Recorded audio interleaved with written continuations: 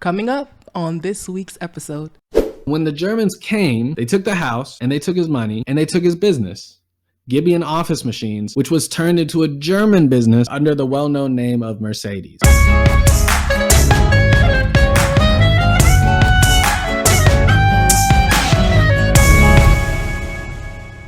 Hi, I'm Nathan. And I'm Caira. Welcome back to another episode of Critical Race Jewry, a podcast where we engage in discussion about the Jewish experience, past, present, and future.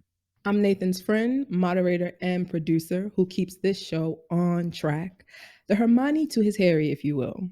By the way, all humans are witches, and I run Gifted School, a social impact gallery in Ghana, Africa.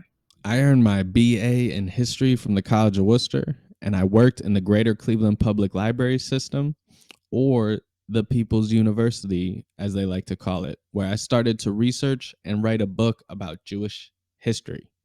My family is mixed. My mom's Irish Catholic, and my dad is of Jewish descent, and we escaped the Holocaust in 1939. Let's get started with Two Jews and a Gent, a game where Nathan uses his Jewdar to guess which of these three people are Jewish. Ooh. Ah. Hey guys, this is post-production. We got some feedback about the first game that we're gonna play, and I felt like I needed to respond. So what this game is, it's called Two Gents and a Jew. So on my own, I play something called Find the Jew. It's a game that a lot of people play if they got a good Jewdar.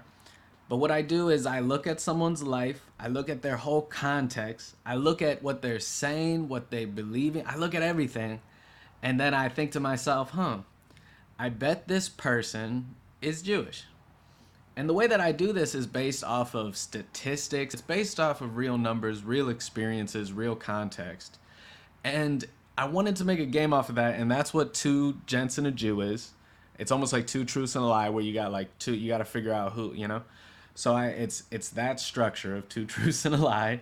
People have been getting upset because it sounds like what I'm doing is just using stereotypes to decide whether or not someone is Jewish. But that's what's crazy about this game, is that it's really on the edge of stereotypes and statistics. It's drawing that line, and it's looking at cultural tendencies, all of these things. So what I want you to get out of this game is that, first of all, I'm not always going to be right. There's going to be people who sound Jewish but aren't. The point is that anyone can be, this is all about looking at the context of someone's life and then matching it up to cultural tendencies, and then, you know, making decisions based off of that and seeing if I can guess the Jew. It's all for fun. I can understand if you're a little upset, if you're like, oh, these are stereotypes, it's making me uncomfortable, and that's okay. If you want, you can skip the first part of the game, go ahead to the story portion. So for those of you who stay, enjoy the game. We're going to keep playing it, so it's going to keep getting better and better. It's going to keep adding. You're going to keep learning more. I'm going to try and get better at using this game to explain those cultural tendencies. So if that's lacking here, in the next couple games, you're going to hear more of that. Thank you, and all right, I'll see you guys in like 5 seconds. Woo-hoo. Nathan, are you ready? I'm super ready. Cool. When you mention this person's name, you either hear cheers or boo. Nonetheless, the New Jersey-based person, whether they're around Michael Jackson or on television talking about sex, this controversial person remains influential. Despite all the scandals that continue to pile up upon them, and just when you thought they had nothing else to write about, they just co-authored a new book with spoonbender Uri Geller on the subject of being psychic. Spoonbender. That's the first person. Spoonbender. Wow. Yeah. A student of classical music at the Juilliard School of Music in New York City, she began performing as a pianist. Her vocal career began in 1954 in an Atlantic City, New Jersey nightclub where the club owner threatened to fire her unless she sang too. Her first album featured her distinctive versions of jazz and cabaret standards, including I Love You, Porgy, which became a 1959 hit. She later lived abroad and experienced major mental health and financial issues. Though she enjoyed a career resurgence in the 1980s, she died in France on April 2nd, 2003. Huh. I'm trying to think. That sounds like a dancer. I feel like a history of a dancer. That I feel like I know, but that's all I was thinking. All right, who's the third? Who's the third person? Born in South Africa, he was just 12 years old when he was already a better programmer than his teachers.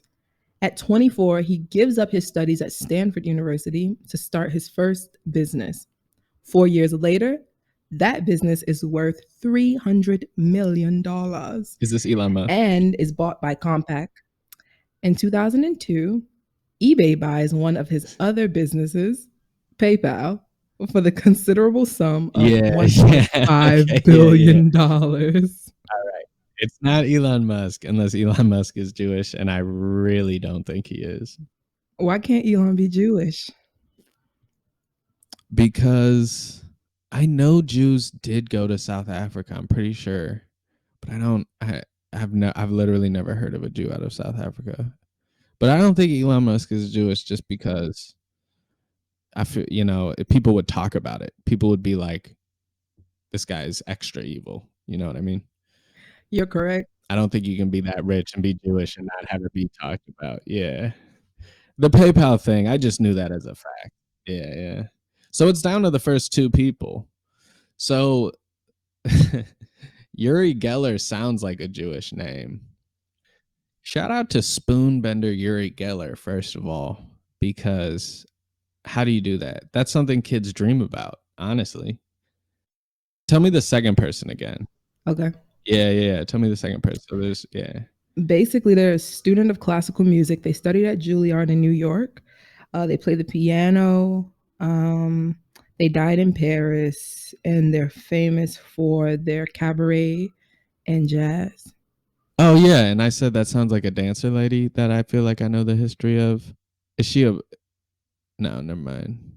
Well, is she black? You can't ask that. Oh, I can ask. Okay, you can be black Jewish. You can be black and Jewish. Yeah. There are some black Jews. The second person has the kind of like culture and worldliness of someone who's been of a Jewish person who's been kicked out of a bunch of countries and so has to be worldly and international. Mm. And then New Jersey is such a classic Jewish place. Although at first I thought maybe you were talking about Marlon Brando. But I don't even know if he's from New Jersey. I'm going to go ahead and say, tell me a little bit more. What are some other things that I can only ask yes or no questions? No, you can't. I'm curious about what are some other things that you found out about them. Is there anything crazy on that list? Is there anything about you know anything about their parents? Okay. The first one, their most famous book is Blank Sex, A Recipe for Passion and Intimacy. Wikipedia. Are you trying to tell me that it's that there are you not giving me the book title, or is that literally the book title? Is it called I'm Blank not Sex, giving or do you the don't want to book. give it away? I'm not giving you the book title. The full book title. Okay. I can tell you that I've done no book research really into sex. I have a book on sex, but I've never really read it. A bit about his family life. Was born in Los Angeles, California. Grew up there. Yeah, thank you. And in Miami, Florida, and was raised in Miami, Florida. The youngest of 5 children. Okay. His father had been born the second child in a family of 13. Okay. His father had been born the second child. Okay. So that sounds like some old country stuff. Mother was an American tourist when she met the father. So she met the father abroad, and then they came to the U.S. Miami's really Jewish, but I think, or like Florida has this like mythical Jewishness to it that I don't know anything about, but it's like, it's also where it's just like where old Jewish people, I think, go. Like that's a big thing, is old Jewish people moving to Florida. Tell me a little bit about number two's family. This is pretty neck and neck for me right now. Some good choices. Their father was a handyman who at one time owned a dry cleaning business, but also suffered bouts of ill health. The mother was a minister and a housemaid. That's all pretty Jewish. Really? Except the minister thing.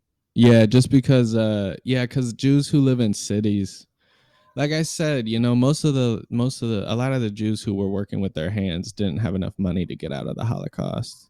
But that like Jews in cities, a lot of them owned little workshops or were very entrepreneurial. And so were the women too when they were empowered to be. Here's some instruments.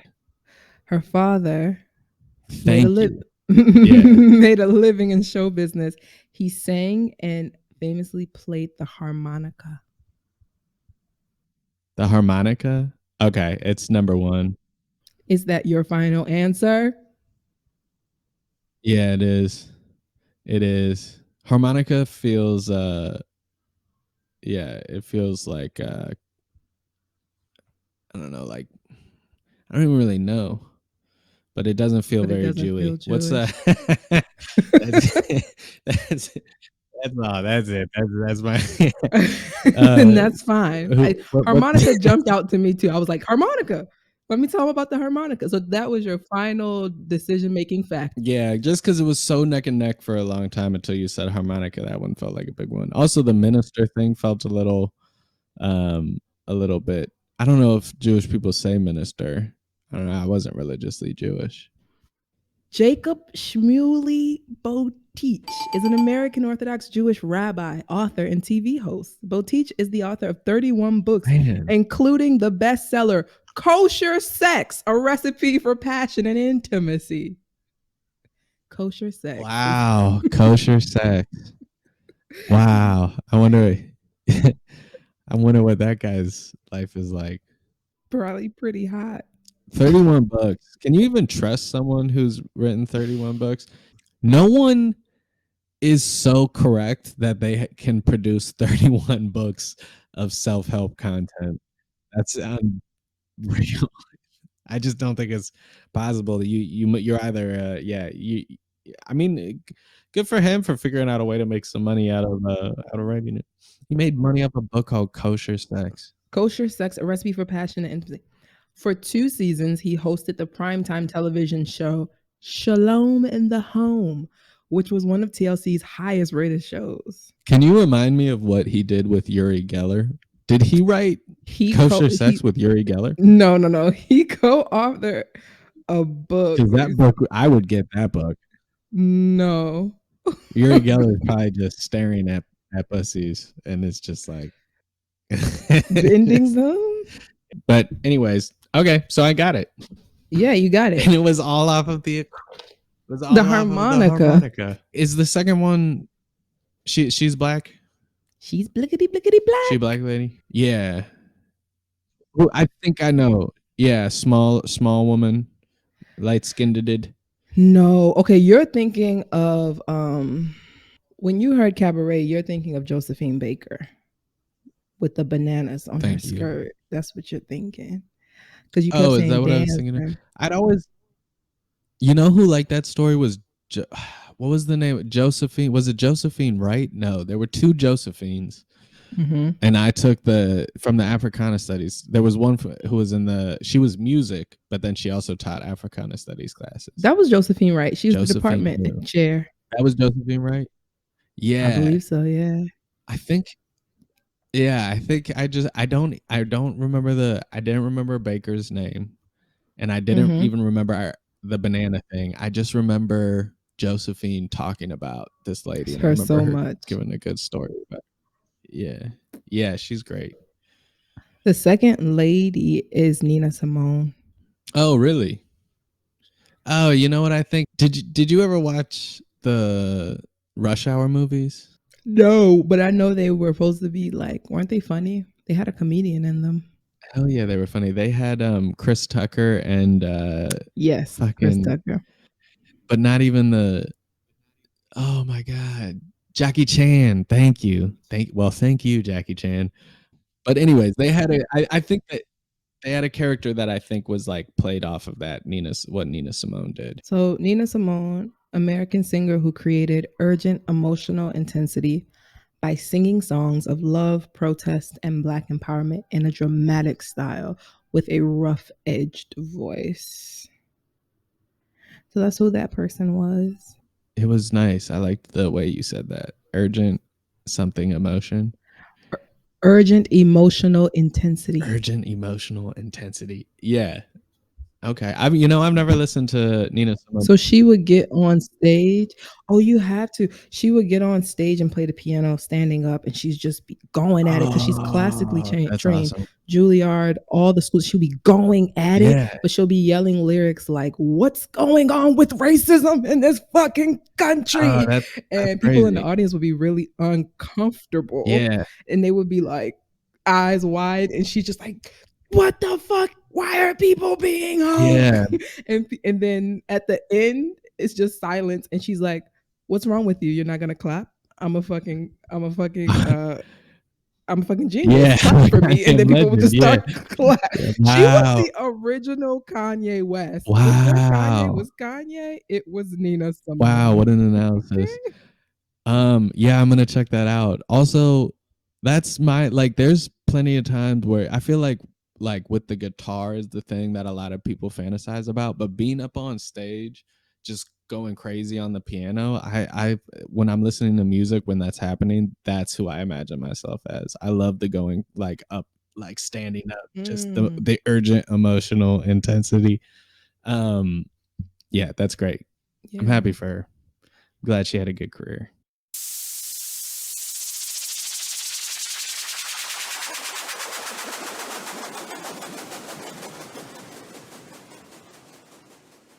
So let's move on. Our main topic this week is your family's Holocaust story. Mm-hmm. Nathan, why does this story matter, and why should we care about this? We should care about this because white people teach the Holocaust the same way that they teach slavery.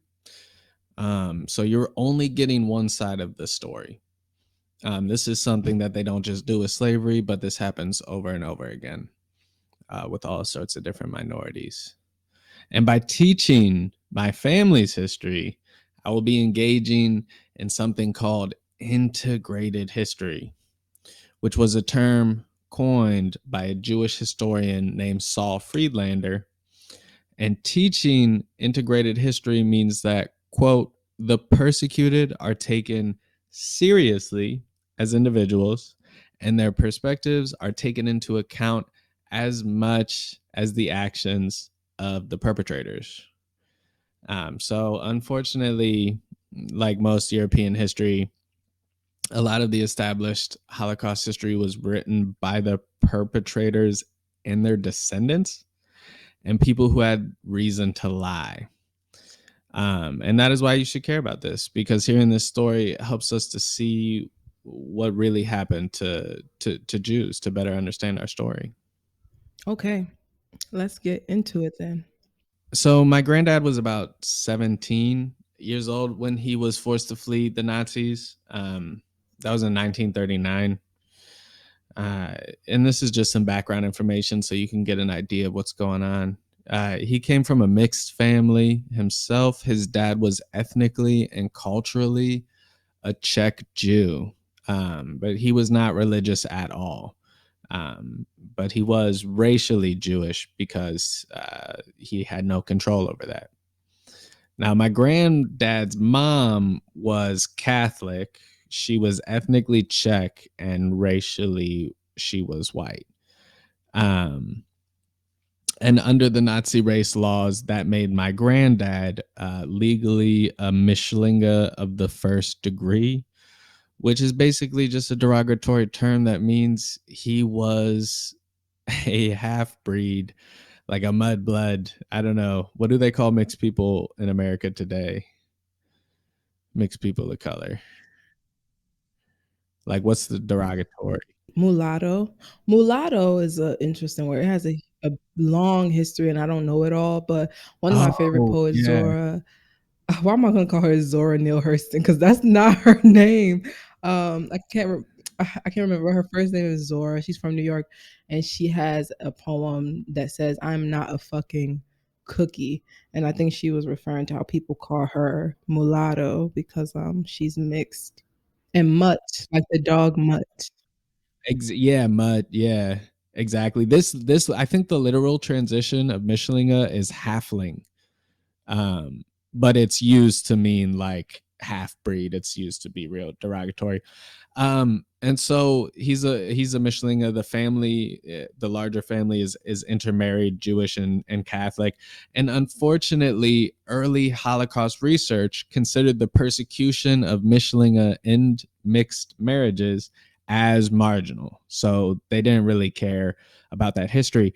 And only in the late 1980s does the fate of intermarried families during the Nazi regime get increased attention. This is important because mixed family stories are important, and that's the reason why is 98% of surviving Jews from Germany were in mixed marriages, and that trend continues in different countries. So it's not only in Germany. And this means that a huge group of Jewish survivors were never taken into account while these early histories of the Holocaust were written. And those early histories set the tone for how we view the Holocaust today. And so we're going to be correcting that. And we're going to be talking about my family, which was intermarried. And so now most of the stories I share about my family will be taken from memoirs written by my ancestors or by my extended family. So we have memoirs from my great grandfather Richard, my granddad Tomasz, his brother George, and their cousin, my granddad's cousin Hannah Adar. So a lot of this history is going to be coming directly from the things that they wrote, directly from my family's accounts. And while the focus of this history is on my family's unique experience, a lot of research went into filling the blank. Like a lot of research went into figuring out what was going on. There are no shortages of missing pieces for any family that survived, and it's no doubt because of the traumas they experienced. I have read, watched, listened to countless perspectives of people alive during the Holocaust. I've listened to the testimonies of survivors. I've listened to my granddad skirt the subject. And I've also listened to non-Jews talk about their experiences as well. And the Holocaust has begun to look a lot different now than when it was written by the Nazis, their collaborators, and anyone else who saw an opportunity to not be held accountable. And uncovering our truths has really helped me to make sense of how things played out even after the war.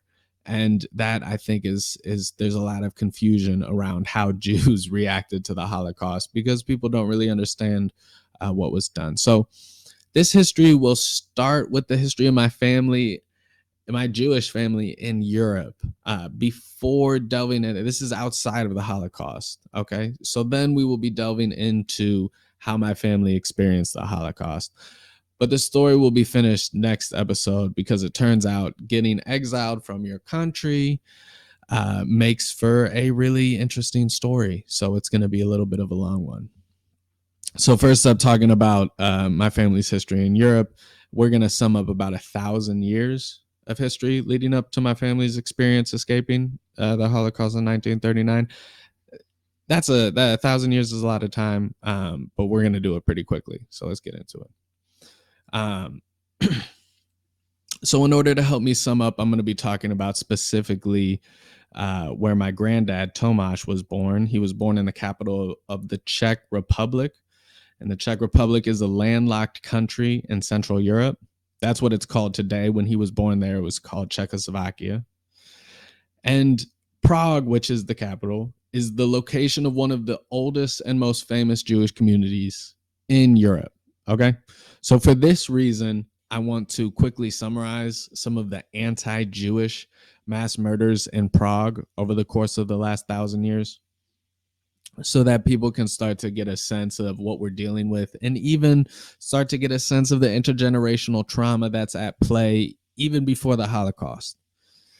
Now, you can find this list of mass murders on Wikipedia. I think I literally just Googled mass murders of Jews in Prague, and there was a whole list dedicated to mass murders. Not all of them are against Jews, but I picked out the ones that are. From me to you, Wikipedia is amazing, but it is limited. And if you want to know more, you have to look elsewhere. I find a lot with Wikipedia that there will be a section entirely someone's opinion stated as fact. And so you have to be really careful about that.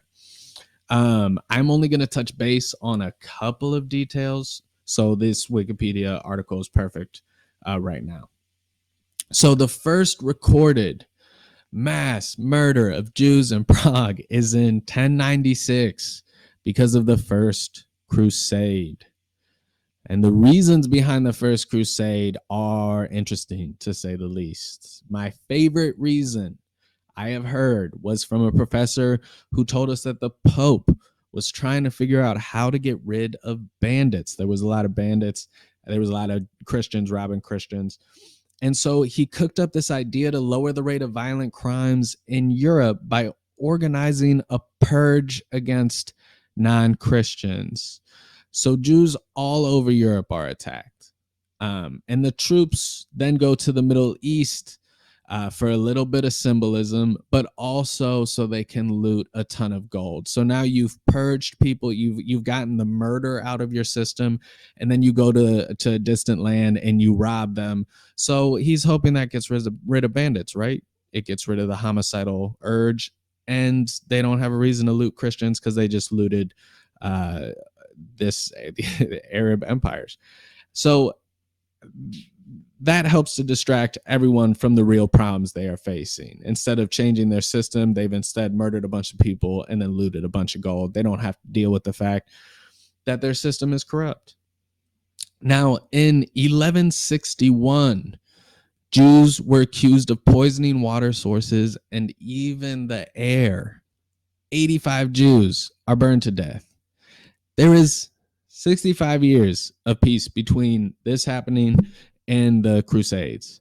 And during those years, people tend to tell Jews they are crazy for thinking violence is coming. And that's something that's something that happens after every mass murder. You guys always think we're crazy, another one's going to happen. So pay attention to how much time is in between some of these, because I think it's interesting. In 1381, there is a pogrom. So that's what, like almost 200 years later. In 1381, there is a pogrom.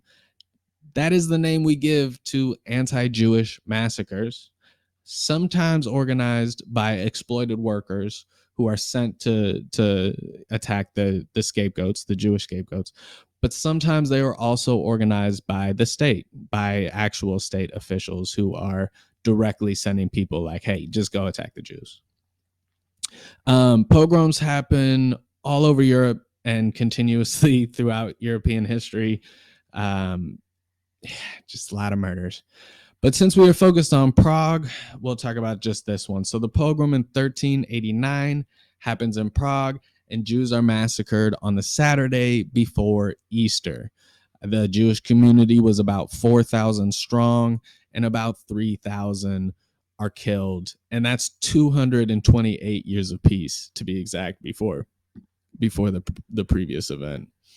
Now, in 1421, the Jewish quarter of Prague was looted and Jews were killed. Exact numbers are unknown. Now, this one is meaning exact numbers of deaths unknown. This one is the result of another crusade, but this time it's against the first Christian Reformation movement. Most people think Martin Luther started the movement to reform Christianity in 1517, but Czech people know, shout out to Czech people, know that in 1421, the Christian Reformation was kicked off by a Czech dude named Jan Hus. I think. I don't actually know how to say his name, but Jan, Jan Hus, Hus. He is a guy that rejected the authority of the Vatican, insisted on the priesthood of all the faithful, that's pretty cool, and defended their right to interpret the Bible on their own. Obviously, the Pope hates this, sends crusaders to attack Jan Hus and his Reformation movement. Now, Jews get involved when some of the men help the Christian reformists build a moat around Prague to help in the defense of the city. The Crusaders use this as an excuse to attack the whole Jewish quarter, which is probably why the Jews built a moat in the first place, is because in history it's not hard to find excuses to murder and rob us. So that's 32 years of peace before the previous. Now in 1448, we have Crusaders again, number of deaths unknown. And in 1483, again, the Crusaders, number of deaths unknown. So I think the website said it's at least 7. So take it from anywhere between 7 and a couple hundred. In 1848, almost 400 years later, revolution in the Austrian Empire. 7 Jews killed, 50 injured. Again, this is only in one city. More happens elsewhere if you're interested in researching on your own, if you don't feel like these numbers are scary enough. Then, of course, from 1933 till 1945, Jews are being targeted all over Europe, and there are consistent mass murders, and that is what we know as the Holocaust. So what are we supposed to get or understand from this list of pogroms and their dates? What you're supposed to get is that there's clearly some historical cycle of peace and violence that, for me, teaches that the times when Christians are not killing Jews is not evidence that anti-Semitism is gone. And the reason for that is that, race for Jews was not about putting us in a new category. Making Jews a race ensured that this 1,000-year-old system for scapegoating Jews could continue to exist after the Enlightenment in Europe, which brought, to some degree, religious tolerance. So they needed a new reason to hate. Oh, you don't hate Jews because of the religion? You should hate them because of the race. So the kind of violence that Jews are persecuted with is not always the same through history, but the reason generally is. That is what scapegoating Jews does. The problems in the system are never addressed because people think they solve the problem by attacking Jews. If you are wondering how to end this, then the reality here is that if we want to really end anti-Semitism, we also need to address anti-Semitism as it exists outside of the explosive violence on the list I just read. This would also require us to fix the real problems, which is why Karl Marx, a Jew, suggested the only way to end anti-Semitism was to address the exploitation of workers, both Gentiles and Jews alike, and to fix the inequality inherent in top-down hierarchies. So let's continue.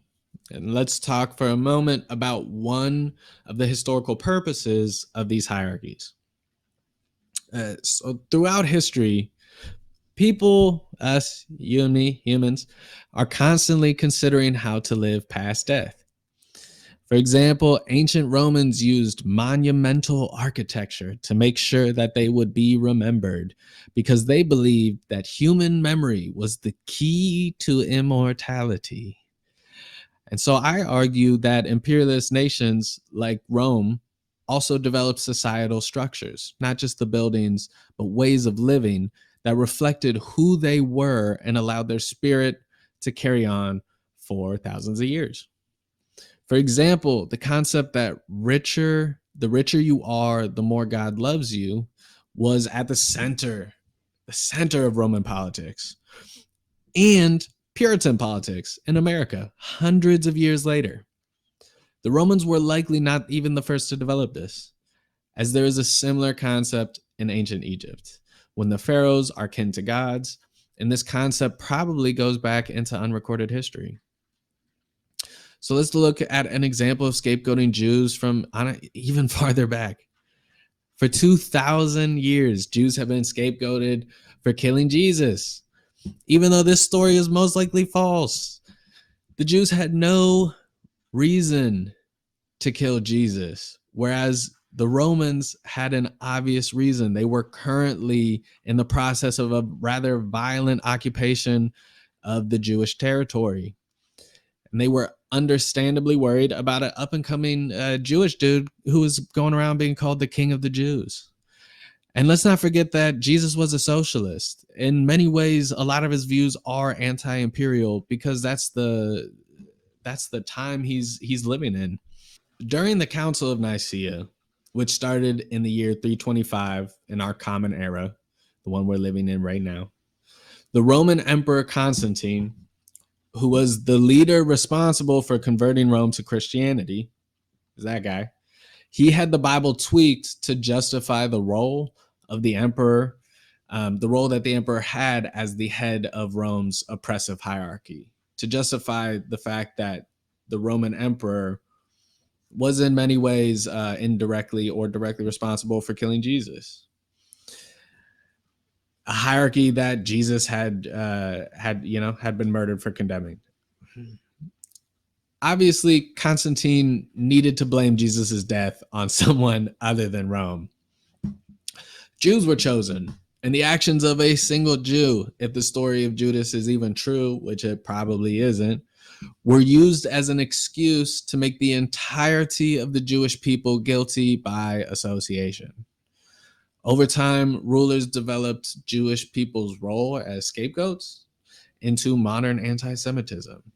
And for at least 1,000 years, Jews have been blamed for the unequal distribution of resources in systems that the vast majority, like 99% of Jews, have had no real control over. That is why so many rich Jews died in the Holocaust. Real power comes from who has control over the system. And because the people hold the power, and most people in European history have been exploited workers, Gentile rulers have always needed someone to blame so that the people never used their power to create real systemic change. And for 1,000+ years, Jews have been holding the category of the neighbor who is screwing you over. I felt really strongly about this point, Nathan. You remember when this came up and I was like, oh, that sounds familiar. Other people too. Yeah. Like the Mexican who is stealing your job, and the Asian who created Corona and is the reason that we're going through all of this. The Black person who is corrupting your daughter and ruining culture and being violent. Yeah. And this kind of scapegoating, my first thought is this happens to other races too, and that it is everywhere, and that it has the potential to create massacres. This type of trend, behavior, this decision to put the blame on a group rather than go inside and critically think about complicated reasons for things happening, just to point the finger and be like, you guys are the reason I'm unhappy, and therefore let's murder you all or keep you out. Or this is something that I resonated with when you mentioned it. Absolutely. And it's almost like, it's the worst, but it's almost like a perfect crime because you kill all the witnesses who know the truth. And so that just adds to that kind of cyclical nature of it. So you're probably wondering, where does my family factor in? My Jewish family does not know how long we have lived in Europe, unfortunately. So I've been using some wider context. I will be using some wider context to keep you guys filled in. But getting a little more specific, there is an ancestry website that goes back to my great-great-great-great-great-granddad, Solomon Gibeon, which lists him as being born in 1751 in a small town in what is now the Czech Republic. So back to the Czech Republic. Located in the center of Europe and wedged on the southern border of Germany and Poland. And it's, right in the center. But this is where the history gets a little complicated. My great-granddad Richard tried to figure out where we came from, but using his research and my own, my best guess is that our family shares a similar history to a lot of Jews in the region. And when Richard was a kid growing up with his 6 siblings, they were told that their family name was given to them by the Imperial Commission of Emperor Joseph II, which gave family names to Jews around the year of 1785. And because a member of that commission, possibly Count Trautsmendorf, had property in the village of Giverny in Czech, or Gibeon in German, he gave us the name Gibeon. But Richard cared deeply about family, especially after being forced out of his home by the Nazis. And everywhere he went, he would look up people with the last name Gibeon. He would literally look them up in a phone book and he would give them a call. And once in 1943, he was visiting Chicago.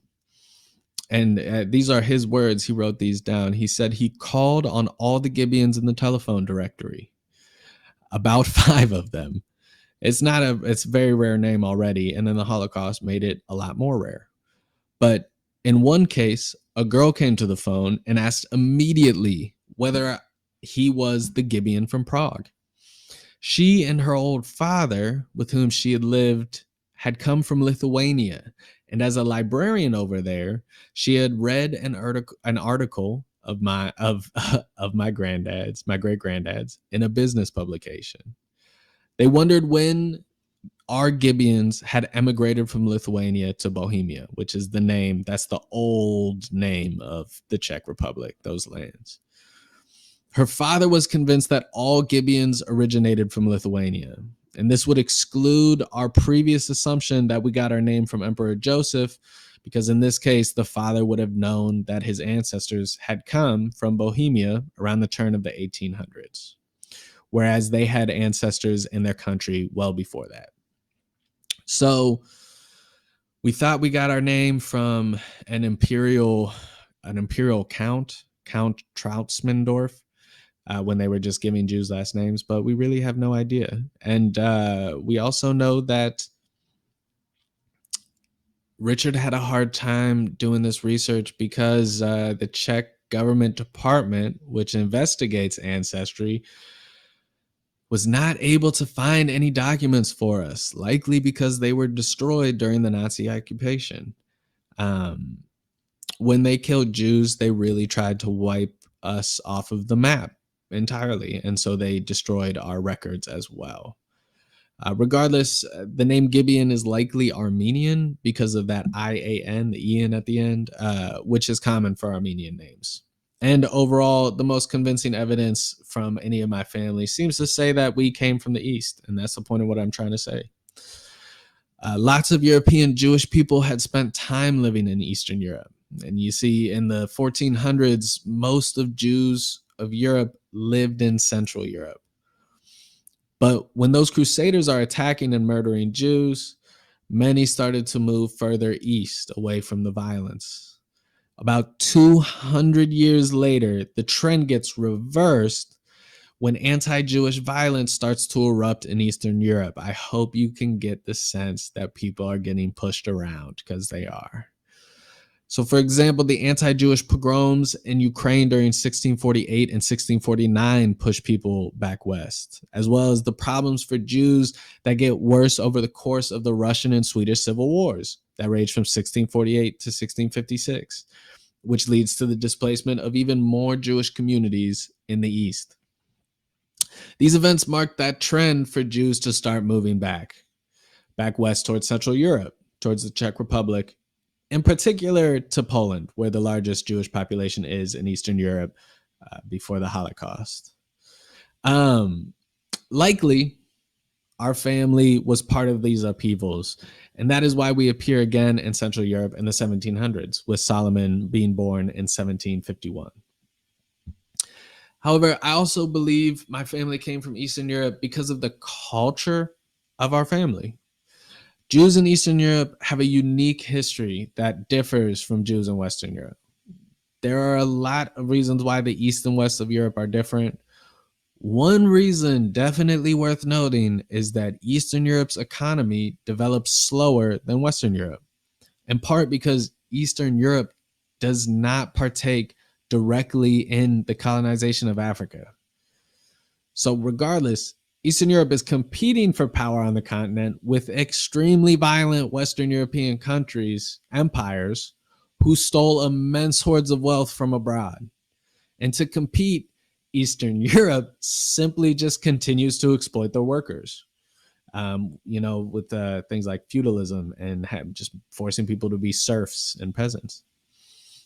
And they also engage in wars with one another over land and resources. So they're not just exploiting the workers, they're also trying to steal and rob from each other. That's how life is when you get up into those cold lands. Can't grow as much food, but you have a bunch of people. You got to take from someone else. Anyways, with this exploitation of workers came a great need for scapegoating Jews, right? As a result, Jews in Eastern Europe were regularly forced to live in segregation. And when we were not forced by the law, violent persecution taught us to self-segregate. And we see this a lot with a lot of different minority communities. And self-segregating really for the purpose of self-defense. While the Jews in Western Europe were able to assimilate into Western culture in the 19th and 20th centuries, especially after that Enlightenment period, Jews in the East were forming a network of distinctly Eastern European Jewish communities that can be described as a social and cultural space, a linguistic and religious world, rather than a territory in the strict sense. So they didn't have they didn't have any borders drawn on a map, but they did. If you walked into that place, you would be like, wow, this is really Jewish.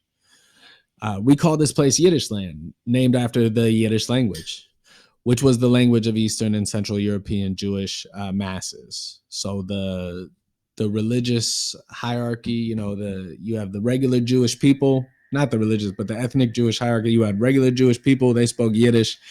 And then those people higher up in the echelon usually spoke Hebrew. It was that more kind of almost like royal language. Jews from Yiddish land have a cultural imprint, and while Richard grew up in Central Europe between the forces of Western assimilation and Eastern Jewish nationalism, his aunts, uncles, cousins, and more distant relatives were spread throughout Yiddish land.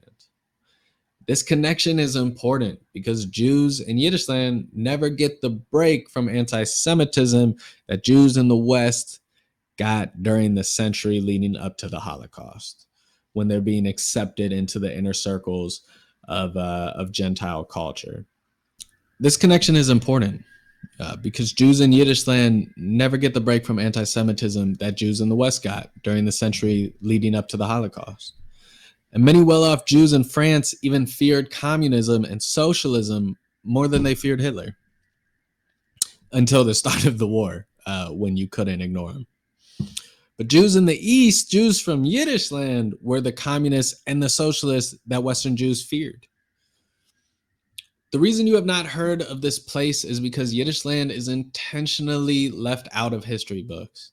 And because there are no geopolitical borders that mark the nation among nations, a lot of people simply overlook the significance.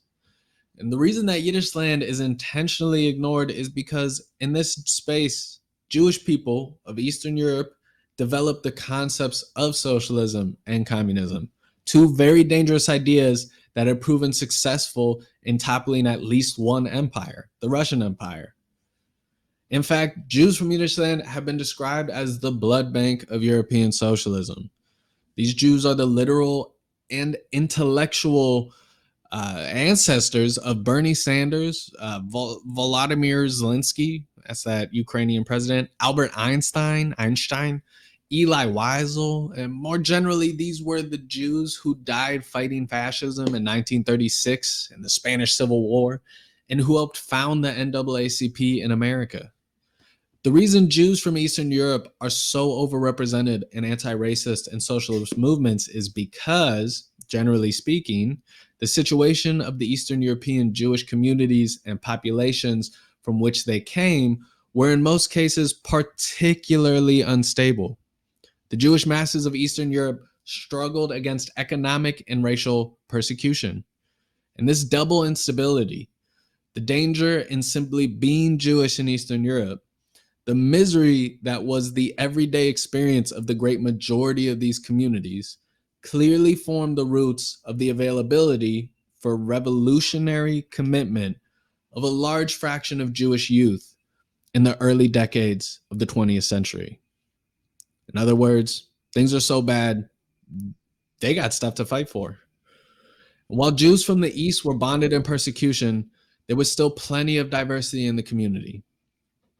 From the political battles they waged, their itineraries, their version of history, their summing up of the century. But behind their political commitment in each of these cases, these Jews evoked their childhood years in Poland, Lithuania, or Romania, their family, and the social and cultural environment in which they grew up. The picture then changes, and the originality and unity of the world in which their consciousness was formed reveals itself. Yiddishland. When I look at my family's history, at our politics, our culture, traumas, all the things that play into our Jewish experience in Europe, I see Yiddishland. And even in the way that Richard could play the piano, the violin, the viola, and cello, which is basically just a really big violin. I mean, according to Richard's oldest son, Richard, quote, he loved especially to play the violin and viola, and he took lessons and gave lessons. He participated in innumerable chamber music evenings and afternoons. He attended music conferences. When he was still in the business in foreign and American cities, he usually took his violin with him and would take out his directory of amateur chamber music players, telephone a complete stranger, and spend an evening at someone's house, playing a quartet or a quintet with people who then often became lifelong friends. And playing the violin and listening to music was one of his deepest enjoyments. Now, to explain the significance of the Jewish aspect of this Yiddishland aspect of his music, now let me tell you the story of a man named Isaac Lewandowski, whose story shows a larger trend in the relationship between Yiddish Jews and their music. So Isaac was 8 years old when he was sent away to the countryside to hide from the French collaborators who were going around and kidnapping Jews and deporting them to Germany. After the war, and after spending years living with good non-Jewish French peasants, the good ones, the few of the good ones, who had helped him hide in plain sight, Isaac had grown really fond of the accordion. And he tells his dad he wants to learn the instrument because it reminds him of the joy he felt at village parties he attended during his years in hiding. But the accordion is heavy and it has strong ties to Gentile culture. And his dad, a Jew, immigrated to France to escape Poland's anti-Jewish persecution in the 1930s. In fact, honestly, in that whole 1900s up until the Holocaust, when they removed the Jewish problem by killing all those Jews. But I digress. His dad could not spend the war with Isaac because he was a prisoner of war being held in Switzerland with the French soldiers he was captured with. And after the war, when people were realizing that about 93% of Poland's Jewish community perished in the Holocaust, Isaac's dad was so afraid of losing his son to the forces of assimilation that he puts pressure on his son not to learn the accordion. And sensing this pressure, Isaac asks to learn the piano instead of the accordion. Feels like a fair trade. But his father refuses and argues instead that he learned the violin because, quote, a person can easily take a violin wherever he wanted. And no joke, the dad is saying this because he's implying that a Jew should always be prepared to flee. That is the reason why the play is called Fiddler on the Roof and not Accordion Player on the Cart. Is because you can pick up a violin and you can go. He says, no, the accordion is too heavy. How can you run with that? That is that Yiddishland, that's that imprint, that cultural imprint on Yiddishland Jews. Additionally, something else that links Richard to Yiddishland is his awareness that Hitler is a threat that should be taken seriously. A Jew like Richard, even though he was in Central Europe, has family spread throughout Yiddishland. Most Jews in Europe were exploited workers, and despite Richard's success in business, he was still deeply devoted to his less fortunate family. This kept him in touch with Jewish socialists and made sure he always knew what anti-Semitism from the masses could lead to, especially when the state is sanctioning the violence. In one book about the Jewish revolutionaries of Eastern Europe, the authors wrote that, quote, Jews or their family had often experienced anti-Semitic violence in the flesh. They knew that no accommodation or compromise with this barbarism was possible. They perceived the impending confrontation with death in its full dimensions. Those of them who had come from Germany and those who had been in Spain in that civil war had long since known that Hitler wanted war, that his triumph would inevitably lead to a European fire, an explosion. They were the last to fall into the illusion of the Nazi regime, the Yiddishland Jews, the last to believe in any kind of Hitler's innocence. Richard was not as closely connected to the struggle against anti-Semitism as a militant Jewish revolutionary. Because Richard was successful, he didn't have that economic persecution. What he experienced was racial. And he lived in a part of Central Europe where, at the time, Jews were considered to have been successfully assimilated into the Czech national identity. So he would have told you that he was Czech instead of saying Czech Jewish. Still true to form, Richard saw the threat, and his immediate planning likely saved his family's life. At the very least, he certainly made surviving far easier. Unlike many Jews in Western Europe, and even in Germany, who did not have the Yiddishland perspective, they were not able to see the full scope of European anti-Semitism and did not think that the violence would ever get to them. I want to stress one last time that Jewish people did not form Yiddishland because they all wanted to. Two Yiddishland historians, Brosat and Klingberg, make this argument for the necessity of Yiddishland, saying, quote, despite the cleavages that ran through Yiddishland, despite the instability of this world, community spirit and family ties remain strong. There was a continuation of traditional values that is explained by the persistent mechanisms of rejection by the surrounding society. If you have ever heard European Jews describe our people as a nation among nations, consider Yiddishland the headquarters. I often think of Black America as a nation within a nation in a similar sense. And regardless, do not romanticize this Jewish space.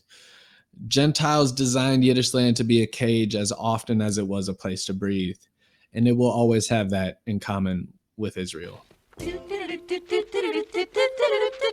And here we are to part 2, how your family experienced the Holocaust. Let's get into that.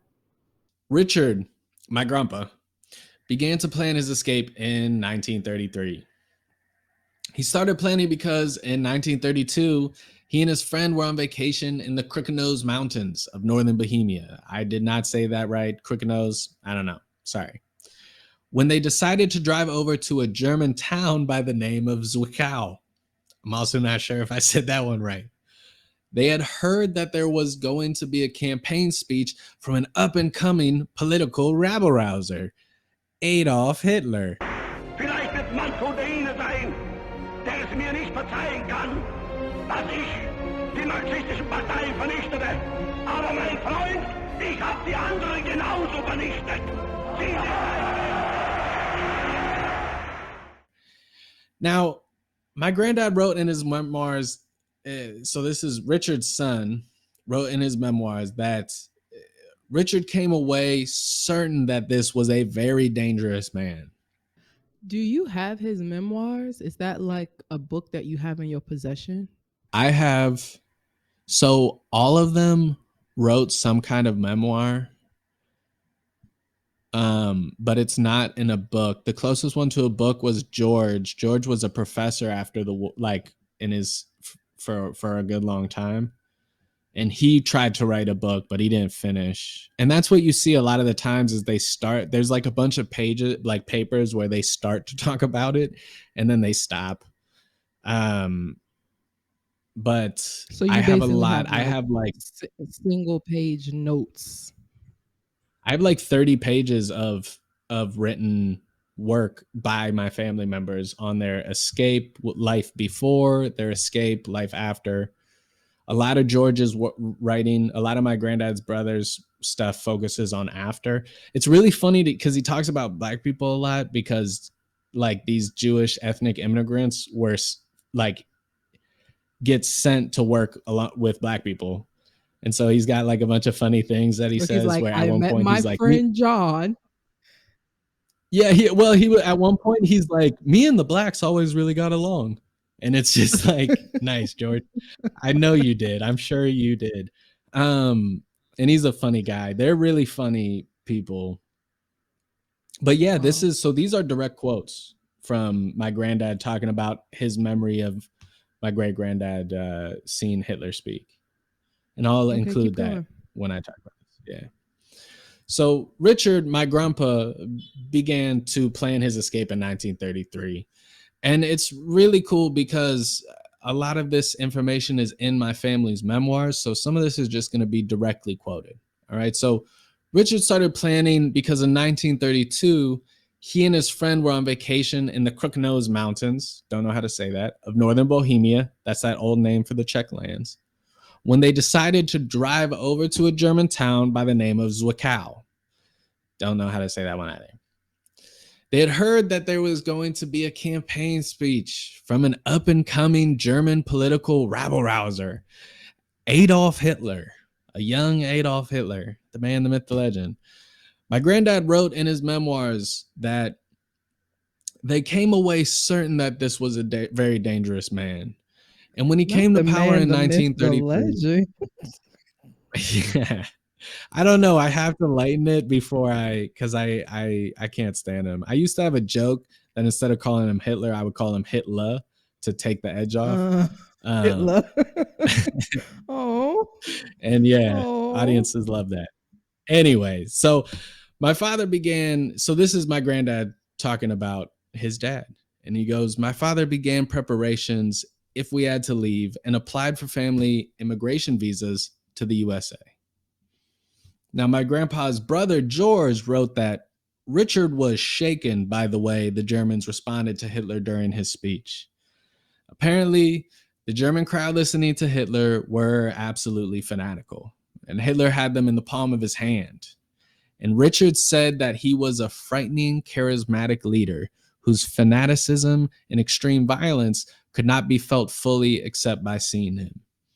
Even over the radio, which is how we, my family, had heard him a few times, he was incredible in his shouting and in his threats. That attacking Czechoslovakia was one of his plans for the future was clear from the early 30s on. The decision to get visas as early as 1933 likely saved. Wait, that's terrifying because that reminds me, like, imagine if you're listening to the radio and you hear some guy like, I'm coming to your town, I'm coming to your city, and I'm finding you and I'm killing you. Like, even if he's not saying specifically that right now, your first thought is, I got to get the hell out of here because this man on the radio is not playing and people are not flinch, like they are supporting him. So you immediately think, I got to get on a plane. This reminds me of when America pulled out of Afghanistan and the person lived under my apartment is a war veteran. And he was like, yeah, because Boko Haram is in Nigeria and the chances of them coming to Ghana is high because Ghana is surrounded by Islamic extremist countries where activity is high. And Ghana is the only country where there hasn't been an act of terrorism. So I just there wasn't even a real reason to feel like I needed to flee Ghana, but I immediately went to the embassy and got my visa extended, and I started like making preparations in lieu of this idea that there was going to be an attack. And I didn't have any real reason to think that, other than I knew there had been this upset in Afghanistan. So imagine if there was a person on the radio like, I'm coming, I'll be there. I would be fucking terrified. And people love it. And this is before people love him too. And people love him. And this is before the internet. Yeah. This is before you can just hop on a plane the next day. Like, I would be fucking terrified. Yeah. I mean, it yeah, absolutely. And it kind of goes back to the reason why they didn't study intermarried Jews or Mischlinges, half Jews, was because they thought that those Jews, since they survived, had experienced less.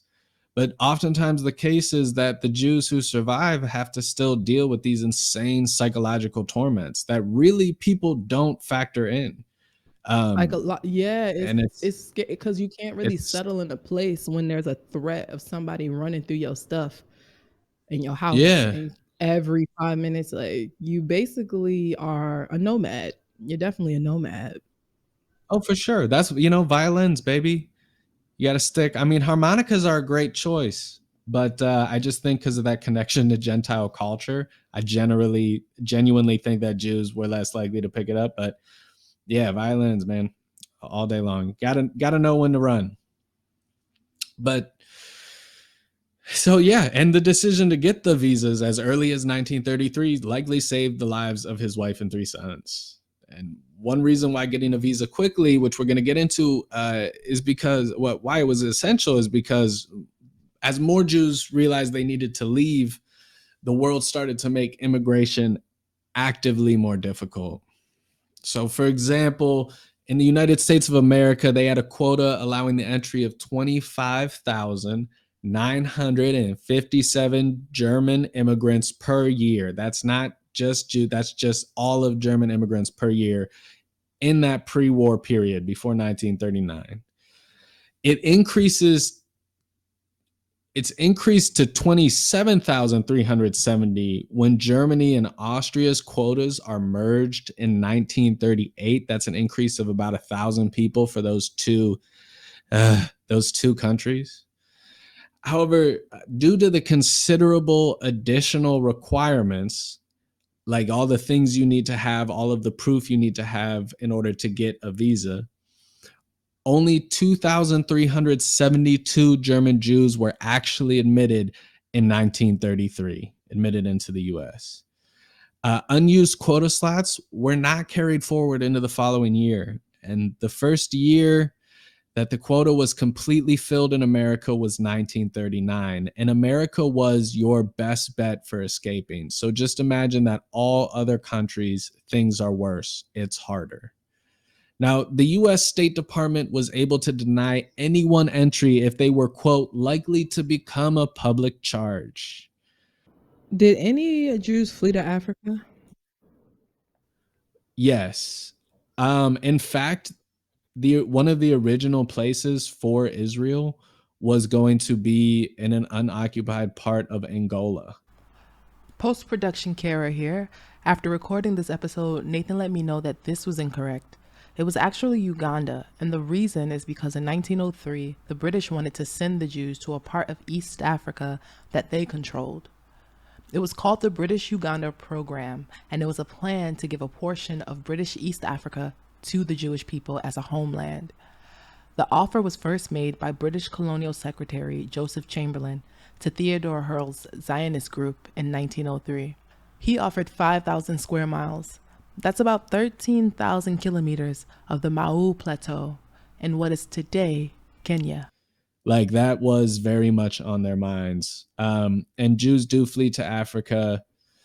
You still would have to flee kind of far because Hitler's invading. Hitler and Mussolini. Mussolini attacks. That's the Italian dude. He attacks Ethiopia. Like, Northern Africa is not safe because colonialism brings the war to North Africa. And not just colonial, I mean, just pure unadulterated racism brings the war to North Africa. So you would still have to loop all the way down to the more southern part. And then, there's quite a few Jews go to Beijing in China because they don't require you to have a visa.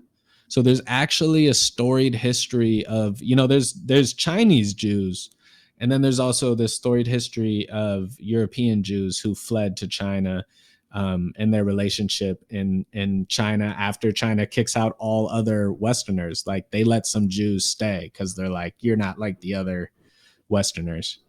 So, like I was saying, the U.S. State Department was able to deny entry to anyone if they were, quote, likely to become a public charge. And what this means is that the individuals in charge of processing your visa, usually they were these guys called American consuls, and they're stationed overseas. If they felt like you were going to rely on the welfare system in America, they would deny your visa. And they used this very liberally. And this was all part of President Roosevelt's administrative policy of publicly expressing sympathy for the victims of Nazi persecution, while in actuality, in practice, their administration did everything it could to restrict immigration, to make things harder. And I want to say really quickly that it just, because they could deny us, because they felt like we would rely on welfare, is very frustrating. I want to say 8 out of 11 of the scientists involved in creating the nuclear bomb that ended World War II were Jewish. 8 out of 11. And they would deny us because they thought we had no value. But it's just crazy to me because our value is so clear. And these weren't people with no education. These were extremely qualified individuals who were forced out of their country, who could have easily fit into the economy.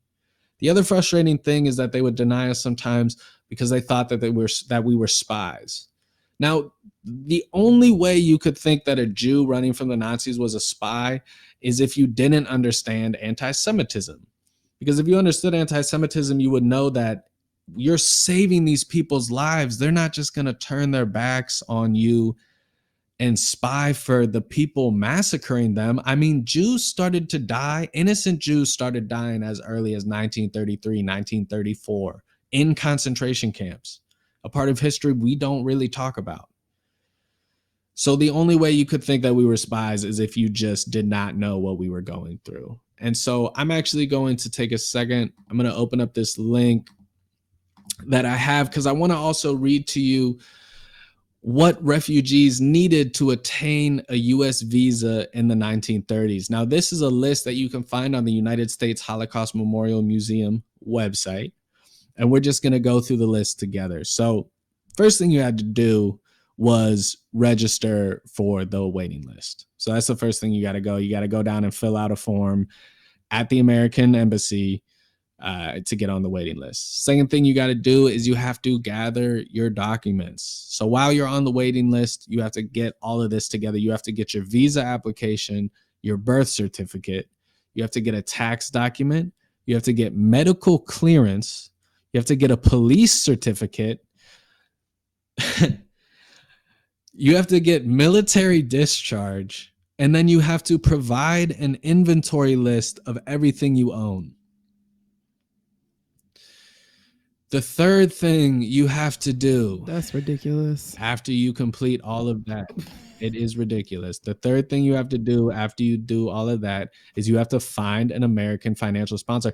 Also, that's something you're going to notice during this whole bureaucratic murdering of Jews is basically people that work at your local DMV. Those are the types of people participating in making us vulnerable to the Holocaust. You know, these are just everyday people.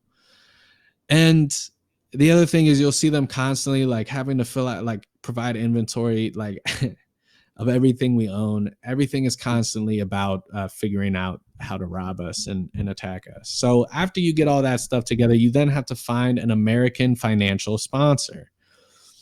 This financial, also after the 1940s, they require 2 sponsors.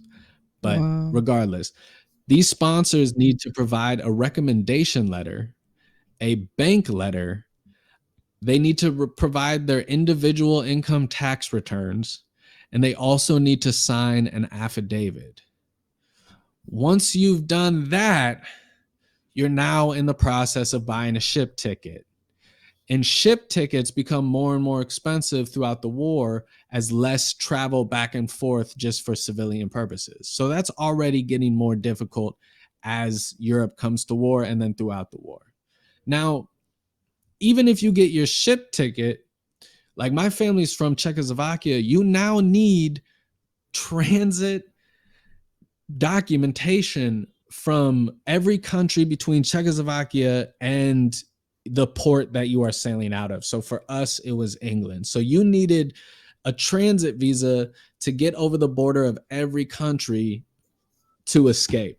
So you need the transit visa. You also need an entrance visa, and you need a you need something called a landing permit. These all need to be sorry, I also forgot to tell you that a lot of these things need to be done in a very specific order, and basically this whole process costs money.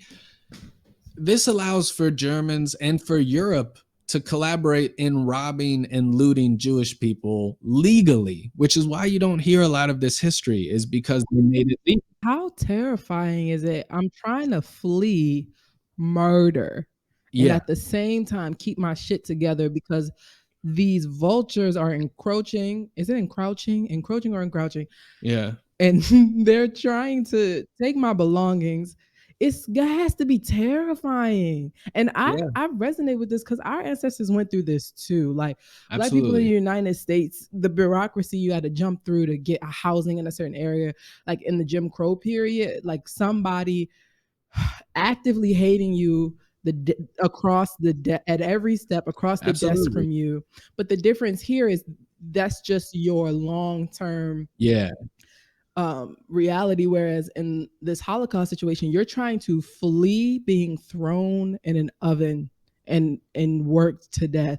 So Jim Crow, you're just trying to assimilate into American culture and white American culture, and you're getting turned away every 30 seconds at a desk at the DMV or a desk at the post office.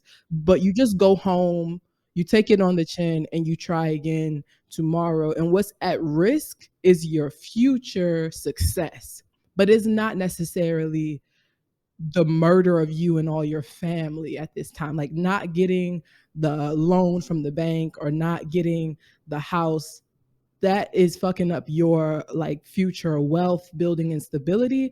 But if I'm trying to flee a country because there are people behind me chasing me, trying to send me to a fucking concentration camp, and then I have to like calmly do all this paperwork, fucking terrifying. Psychological torture, like so scary. I would say psychological torture that is just real today for Black Americans, I feel like I had a friend telling me the experience of sitting in a police station and having to stay up all night, and they have the lights on and they're clickety clacketing on their computers, and they're just doing everything they can to keep you up and like constantly messing with you.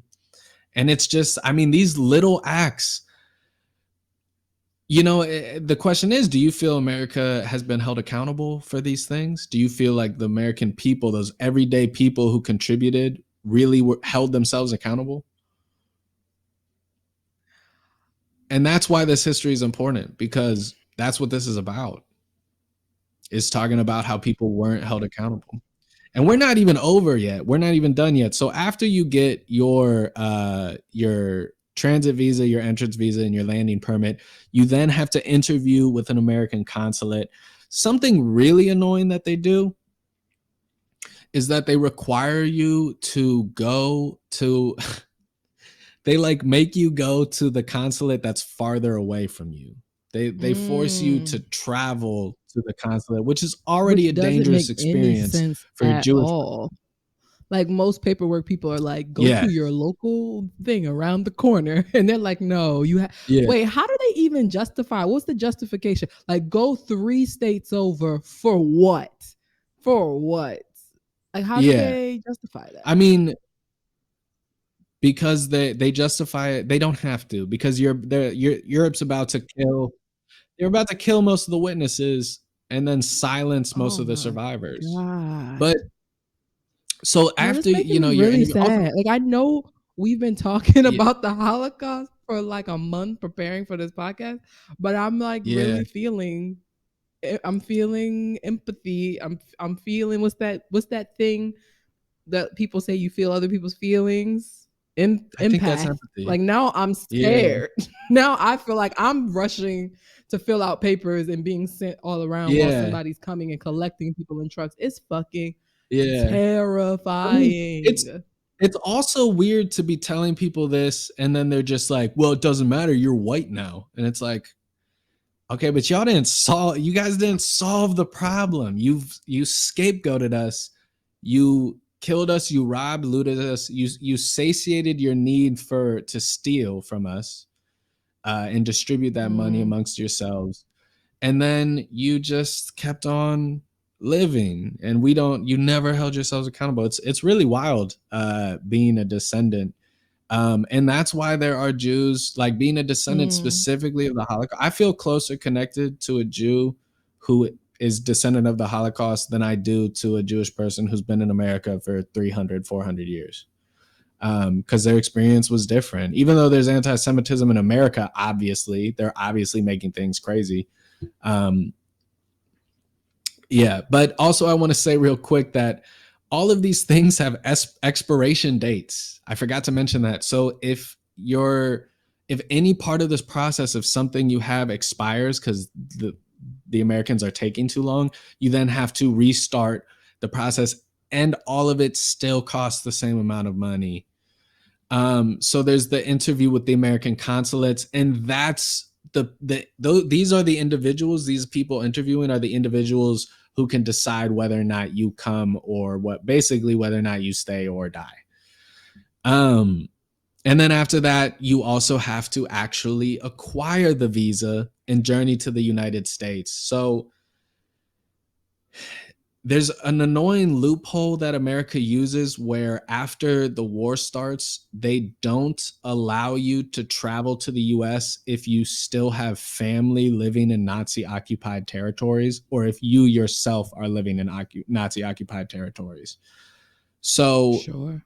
you can go through this whole process correctly, and once it's time for you to receive your visa, you are then not allowed to travel to the US because you are then disqualified.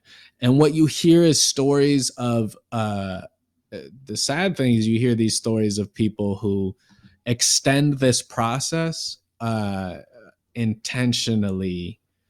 And it's really hard to prove that. It's really hard to prove who's evil, to a certain extent, but if you know, you know. So I just wanted to get through that. Now let's talk about another important factor I do not want to gloss over, and that it is the sheer amount of anti-Semitism in America. So Henry Truman, Henry Truman is president of the United States of America from 1945 to 1953. This man wouldn't let Jews into his home. He told people it was at his wife's request, but I mean, like, come on, man. Like, if anything, divorce. If your wife is like, don't let Jews into the house, Yeah, just be you like, or your wife. You're either a that's racist crazy. or Yeah. your wife is. Either way, you're the president of the United States and you married a racist. So that's concerning. This man, huge supporter of Israel. And it's no fucking wonder he didn't want Jews in his fucking house. He wanted them gone. He wanted to send them to Israel. We'll get more into that in a couple of episodes. But we really need to question the sincerity of the Western support for Israel so that we'll talk about it later.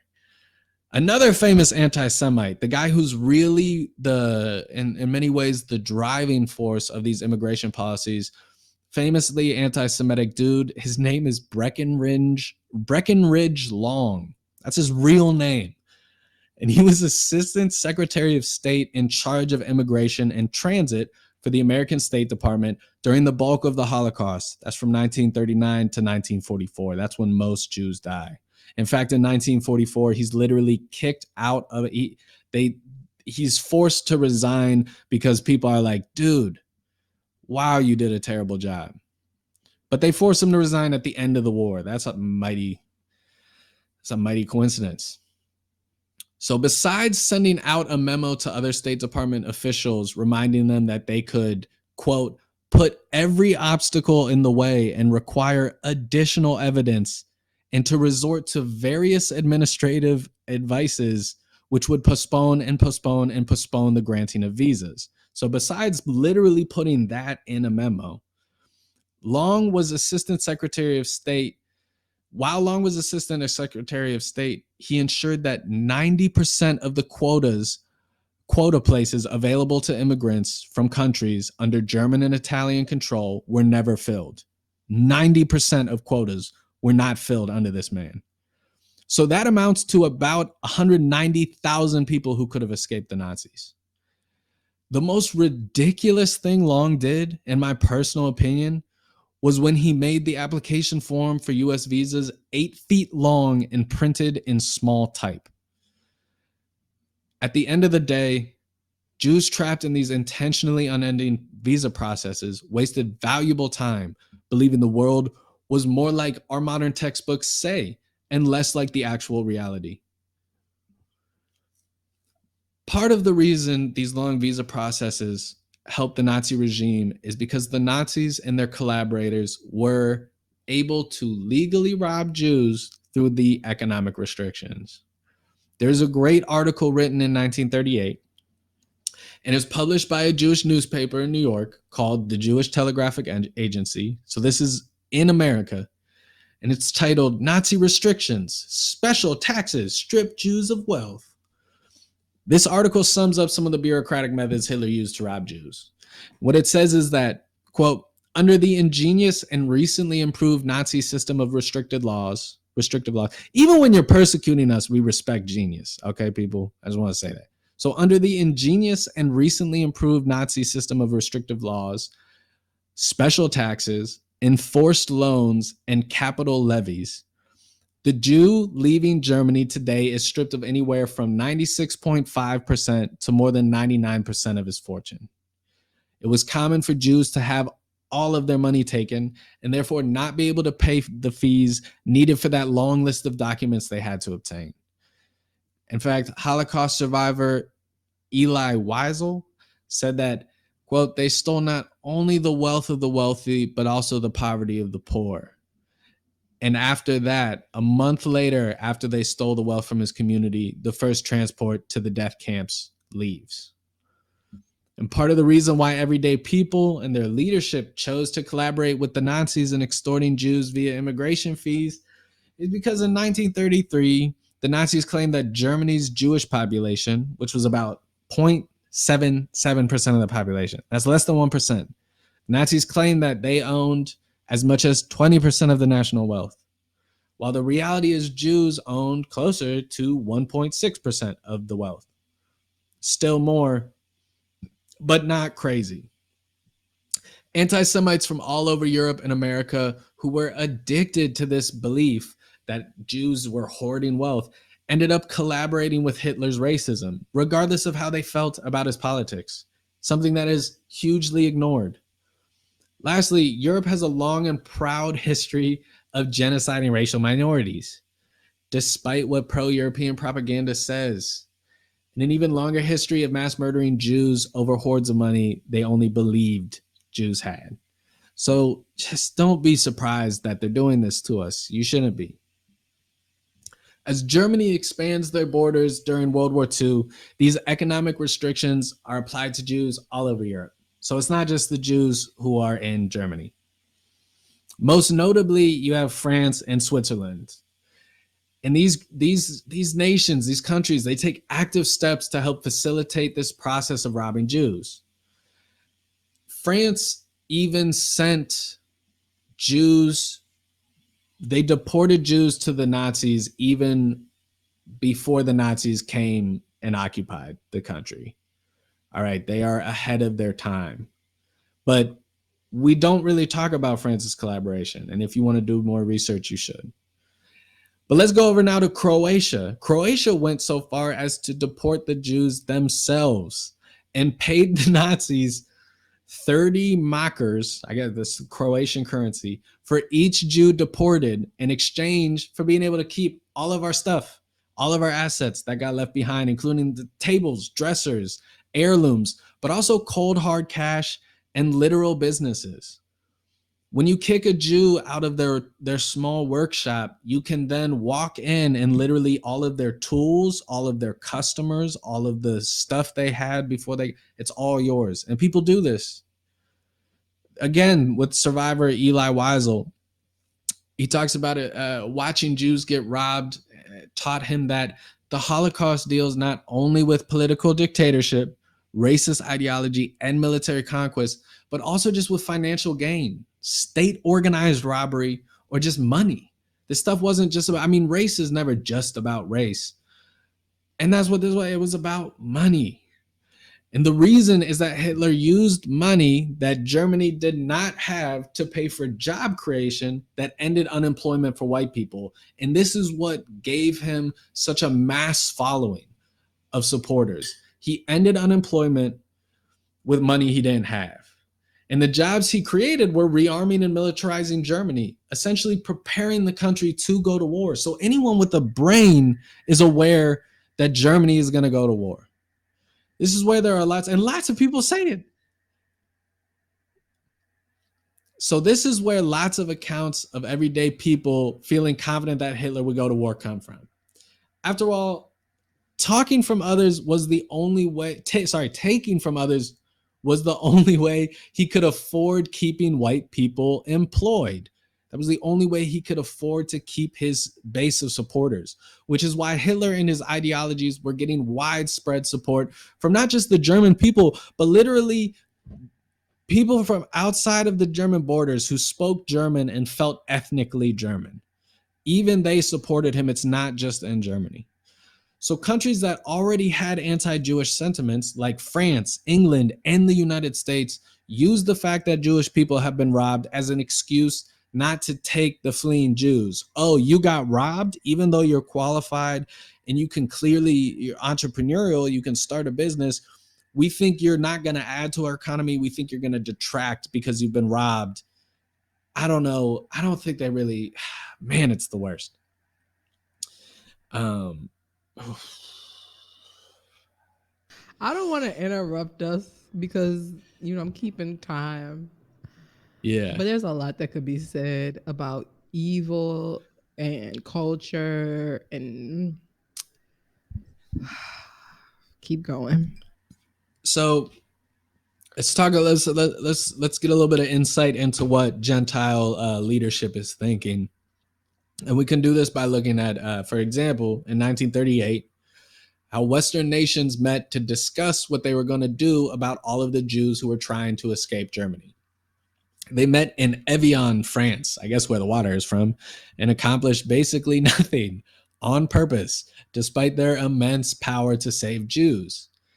Now, at one point, the Australian delegate, this guy named T.W. White, noted, as we have no racial problem, we are not desirous of importing one. That's Australia. Now, the racial problem that the delegate referred to is the Yiddish land's anti-racist activism. They didn't want to import the Jewish revolutionaries who toppled the Russian Empire by challenging the hierarchy. And this is a sentiment shared by most of the delegates at the Evian conference. Of course, the Jewish revolutionaries, part of the bad rap that they get is that they bring non-Jews into the revolution, right? Stalin, Lenin, the leadership of these movements aren't necessarily always Jewish, although a great majority of the leadership is. And so a lot of the destruction caused is not just because of these Jewish revolutionaries. So don't think that this is a good excuse. Now, besides the money, the Holocaust provides European leadership with an opportunity to destroy Yiddish land's anti-racist socialism, which had developed at the heart of Europe's largest Jewish population, right? So truth is, most Gentiles do not have a problem with Hitler's racism. And when people do not collaborate with the Nazi military, they can still collaborate with the persecution of Jews. And we call this racial collaboration. You might not believe that Hitler should be the leader of the country, but you sure don't mind what he's doing to the Jews. Now, for example, there were members of the Polish resistance doggedly fighting against the Nazis with guerrilla warfare. They disagree with Hitler in basically every way politically, but they also participate in mass murdering Jewish people. This is the Polish resistance, and you see this in a couple of different countries in Eastern Europe. Now, they also get away with blaming all of these things on the Nazis. But then as research is done and facts are uncovered, we find out that it was really, in some cases, anti-Nazi resistance groups. For some racial collaborators, racial collaboration looks like a visible pattern of anti-Nazi countries making Jewish immigration away from Nazi countries nearly impossible. Helping to keep Jews trapped allowed for more wealth to be stolen. And that wealth taken from Jews, from Jewish communities, made all of Gentile Europe wealthier, just like how all of white America benefited in some way from slavery. Take Richard's business, for example. He worked importing and exporting typewriters, accounting machines, calculators, so on. His business did very well because he had won the exclusive rights to represent a number of Western companies' brands in Central and Eastern Europe. Part of the reason why that happened is that after the Austrian-Hungarian Empire fell at the end of World War I, they still used a kind of ridiculous method of distributing resources. And so they chose my Uncle Richard to take that role of being the sole person to sell typewriters, accounting machines, calculators, and so on in Czechoslovakia. Now, his business was very profitable. And before World War II, he had managed to open a large office and workshop where his business broke down machines, assembled them, cleaned them, and so forth. All right. He also had made enough money to move out of their apartment building and into a large house he had built by a famous modern Czech architect. And when the Germans came, they took the house and they took his money and they took his business, Gibeon office machines, which was turned into a German business under the well-known name of Mercedes. So Mercedes, the car company, is put in charge of my great-grandfather's business that he never got back. Not many Jews did. I don't think any Jews really did. But some people say they were compensated.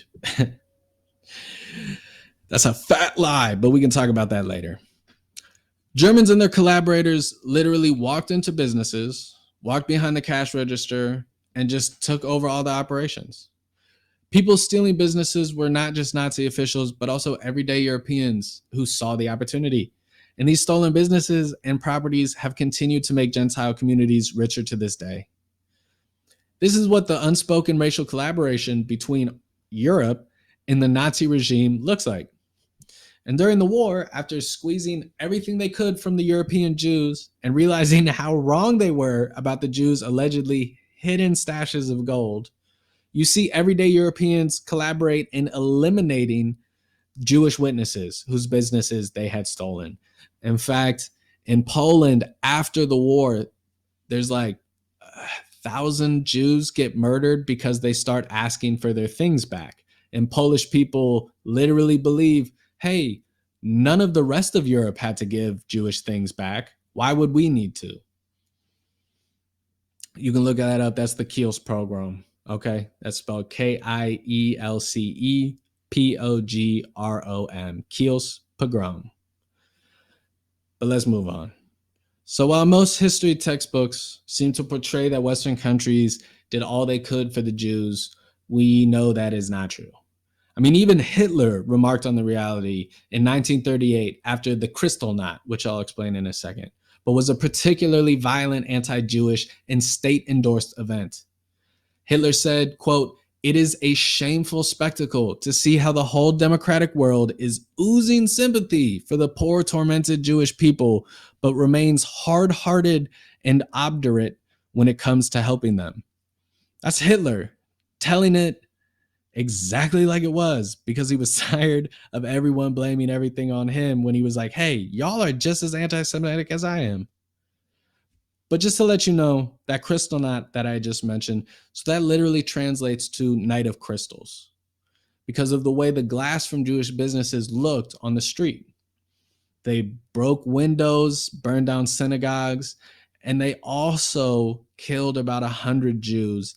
And this is in 1938. 30,000 Jews are rounded up and sent to the concentration camps to be worked as forced labor and essentially as state-owned slaves. All right. And I just want to remind everyone that on Google, it says that the Holocaust started in 1941. But in 1938, 100 Jews are killed, 30,000 are rounded up and sent to concentration camps. So tell me how that makes sense. But that's all I want to talk about for this show. We're going to get into my family's actual escape in the next episode. It was too long to fit into one. There's a lot of things going on, a lot of moving pieces. So we're going to pick this up again next week. For now, that is our history segment. Thank you for listening.